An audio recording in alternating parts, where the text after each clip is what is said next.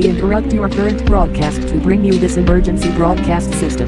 Civil authorities have issued an alert to all citizens in your area. There have been a total of 59 missing person reports in the past 12 hours. Witnesses have reported that people inside their homes have been killed by an unknown entity, and all reports had a generally similar point of view. The reports all say that the event took place in a dark part of the home, such as a cellar, basement, closet, or attic. The depiction of the entity was described as a strange-looking pale humanoid with long contorted limbs, each about 6 feet long. The entity itself was about 8 feet tall, with no eyes.